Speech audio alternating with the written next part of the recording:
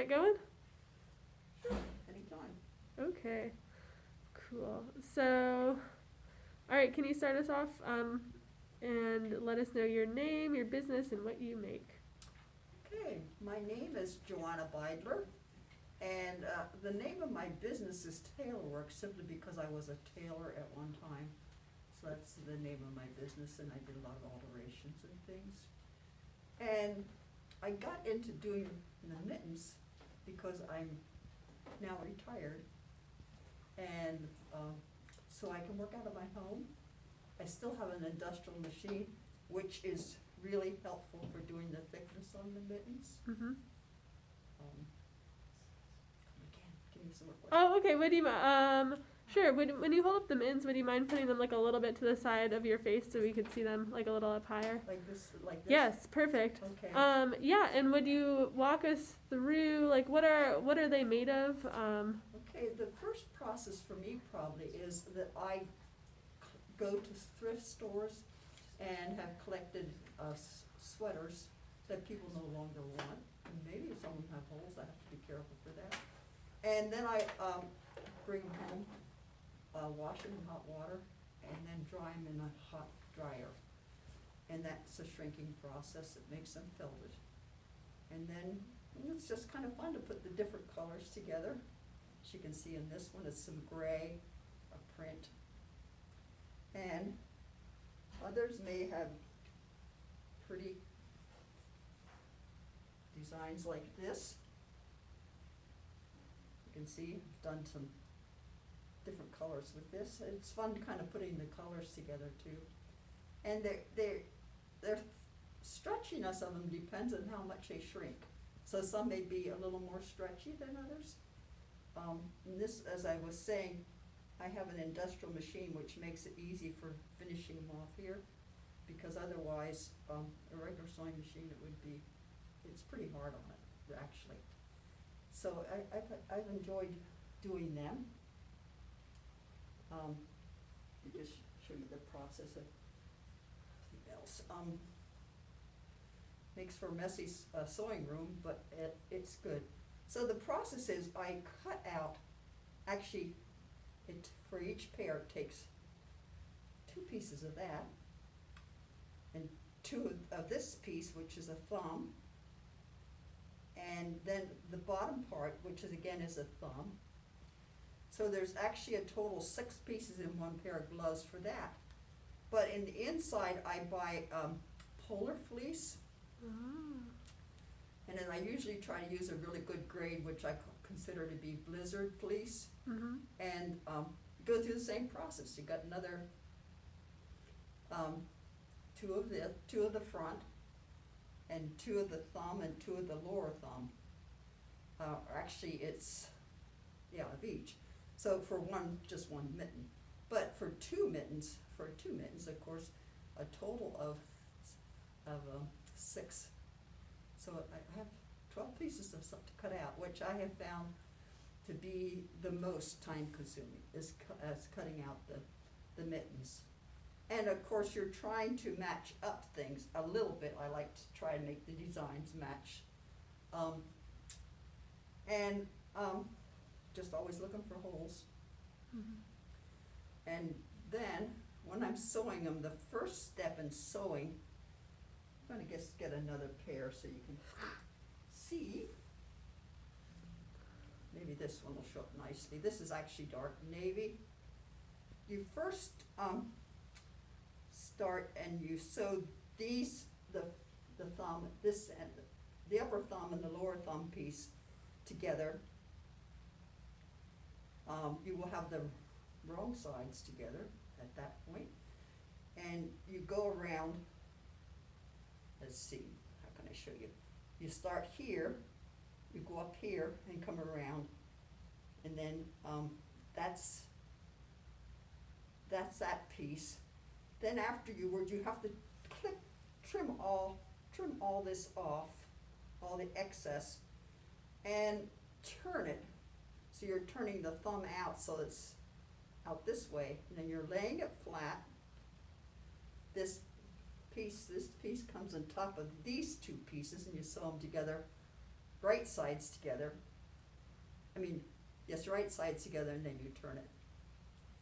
And after that, of course, there's a trimming process in here too. You need to trim everything. And after that, then, when you get everything turned out, you'll put, what's kind of fun is you put the lining piece, you'll have sewed the lining piece, and you put it on your hand, and then you scoot your hand in here, and you scoot this piece over the lining piece. So you're constantly doing a lot of different steps. After that's all kind of, some of it, so it's not, so it looks right. Then you have this here, which you'll need to turn the raw edges in and sew it, which is a little tricky right here. It's quite thick. I like to, if I can, this one has a piece of the cuff, and so I don't have to turn anything. That's a finished edge. I don't have to turn that in. And that makes it a little less bulky. Mm-hmm. So are your sweaters made of 100%, besides the polar fleece inside, are they 100% upcycled sweaters? Yes, they are. Wow. They are, and I try when I'm looking for to get mostly 100% wool. Some of them have a little bit of something else in them, but a lot of it, I'm really pretty careful about that to make sure that I have 100% wool. And why did you decide, or like how did you end up deciding to make mittens out of old sweaters? Well, that's kind of interesting. I had a niece who was making some, but she wasn't in Vermont. She was in New York, and she was running, she just couldn't keep up with the demand. And she asked me if I wanted to do it, and I said, yeah, I'll try it. And so I really got to liking what I was doing, and I think these are cool too. They're a little different, but they're really cool. Actually, I've only been doing them a little over 2 years now. So I decided that I live in Vermont. Vermont would be a nice place to market them. And knowing that Chandler was so close to my home, I thought I would do it that way. Yeah. Perfect. And what do you think is the importance of like as someone who upcycles into their final product, like what do you think the importance of reusing is, like environmentally or like for our society, or like how is that important to you? Well, that's really important to me. As you can see with my white hair, I am elderly, but I grew up in a home where my mother really taught me the importance of taking care of what we have. And she was very creative that way, and so I've always enjoyed being creative, trying to use up what I have. I'm a gardener, grow my own vegetables and things.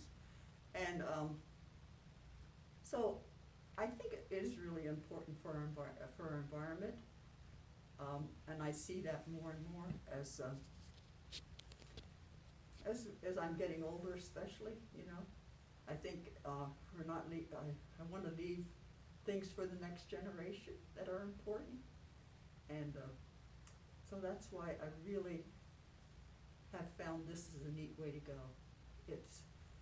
I know they really last a long time because I had some before, and I know how long they last. So it's kind of a learning process for me to make them the way I make them, but I think it's a good way. I think I could maybe spend more time decorating, but I like just simple colors. Mm-hmm. Would you mind talking about who might enjoy this as a present, or like why might this make a good present for someone? Why should someone buy these? Oh, well. A little sales pitch. I think it's practical for one thing. We live in New England, we live in Vermont where it's cold, and these are really warm. I know I gave some to my granddaughters in New York, and they were out Christmas trees, and they said everybody else's hands are cold or whatever, and their hands stay warm, and that was a good plus for me. So a lot of family have benefited from me making them. in addition to what I market, yeah, so. That's great. And how long would they last, and how do people take care of them? Um, they carefully could be washed, I would say. Um, I have washed my own, and the only thing you have to be careful is that this, you might not want to wash it in hot water. This, the outer part might shrink, well, as the polyester lining will not shrink. And that's the only part that's really new. I mean, I do need to purchase that to finish them and make them warm. Yeah. Mm-hmm. Wonderful. You mentioned before, or you alluded to Vermont Pride and like the practicality of having this product, especially for Vermonters. What does it mean to you to be a Vermonter and to be like an artisan in the Vermont craft scene? Well, I really just like a lot of things, the philosophy that Vermonters have, and I think they do stress, how am I going to say, environmental things. I think way back, I think when my kids were in school, I think they were stressing recycling and things like that long before a lot of other states were. And that's what made me really, actually my kids probably taught me to turn the lights off and do those things, you know, be careful. But I've enjoyed being a Vermonter because I think our government here has been concerned more than a lot of other places too. And that's why I've enjoyed being a Vermonter. I was brought up in Pennsylvania, but I really, we moved to Vermont as a young married couple. My husband and I decided we love Vermont. We wanted to stay here because of how they try to keep things green, environmentally, they're concerned. That's so wonderful. I'm Yeah. so glad that you made it here. Yeah. And Yeah. how did you get into the business of tailoring, or like, because you mentioned you were a tailor before you Yeah. made the mittens, like what draws you or attracts you about the Yeah. process? Well, I always loved it as a kid. My mother made a lot of our clothing, and very soon she would leave me help her do things. And that kind of got me into it. And then as my family grew and people would see that I made things for them, people started asking me about it, and I started thinking, well, this is something I can do at home. I really wanted to be with my children, and yet it was nice to have an outlet. So as they went to school and graduated and so forth, or older, that I could work, I did display work for right here in Vermont for Queechee at that point, at a fabric mill there. And I got involved that way, and she really encouraged me to do it. And after that, I saw that I really enjoyed taking, believe it or not, taking things apart that needed to be altered. So I did a lot of what I say was tailoring, altering things like that. And through that process, I think I learned a lot about how things are structured when you're making a garment. I mean, I did make garments, but in a way, I just enjoyed doing alterations. And actually, it's a little more profitable. It's not nearly as time consuming. So, yeah. That's great. Yeah. And would you mind talking about a little bit about the holiday artisans market, and like what do you think makes it special, and like why should someone shop here? Well, there again, it's local, and I just love. I think there's just so many people here who have a lot of talent that goes into the artisans market. Really, a lot of really great talent is what I. Last year was my first year to really be involved, and I was impressed. I mean, I came and maybe bought something a year or so before, but I was just really impressed with how nicely it's been displayed, and that other local people can bring their things in and share. Yeah. That's great. Is there anything else you would like to share or talk about? I'm sure. I just off the top of my head, I can't think of anything, but Okay. That's fine. Yeah, no pressure. If you need a minute to think, that's fine. And if you're done, we can wrap it up. I'm pretty much finished, I guess. Okay, thank you so much, Joanna. I You're really welcome. appreciate it.